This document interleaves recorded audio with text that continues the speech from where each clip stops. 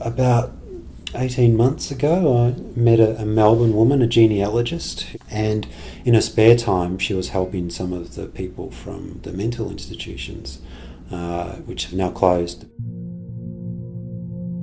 A lot of the guys from there struggling a lot with identity loss and just erosion of memories and, I guess struggling to find their place in society again after coming out of the institutions. And what she was doing was finding as much out from them as she could, and then digging through the records and the archives and finding out where they were born and where they believed the first school, and things that we all take for granted, but a lot of them didn't know through, I guess, a number of reasons.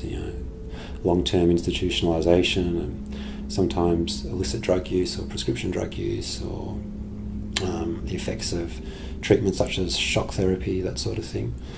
And so she put together these little, what she called life books. She'd go to their first school and take a picture, and the first house, and present them with these little folios of memories that they'd forgotten, and would jog their memories for a lot of them. And for some of them, it's really helped. There was one guy who was in an orphanage at age 11, and his mum was killed by a car, and he didn't know where she was buried. He'd been to the funeral, but he'd never seen the grave.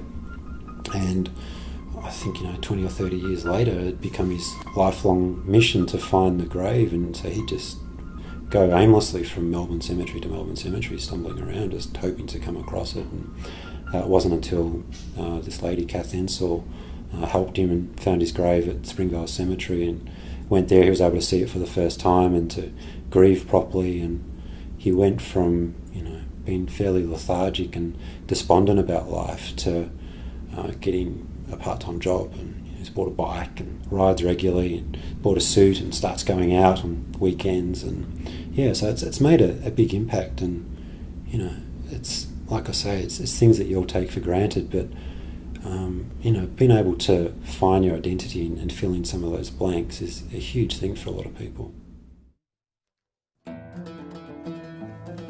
These are the ruins of Leninakan. In the central square of the town, the clock shows the exact time disaster struck. The second largest city in Armenia is in ruins.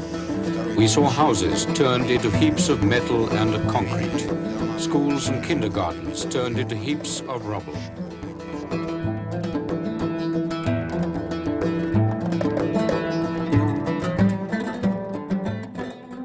We went to a former earthquake zone called Gilmary, which was levelled by an earthquake in, I think, the early 90s.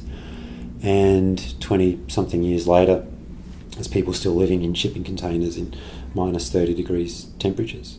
And we're walking along this icy road. It was about minus 10, minus 15 degrees. And I was taking pictures of a shipping container, which was a house with a string of washing out the front.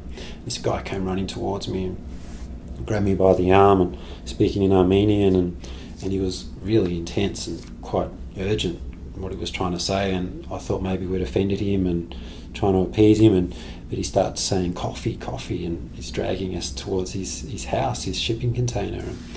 And we went inside and met his wife. He told us his story. It turned out he was a veteran of 3 wars, and he started rolling up his sleeves and lifting his shirt, showing us bullet holes. He'd been shot 22 times. And his brother had been killed in Afghanistan.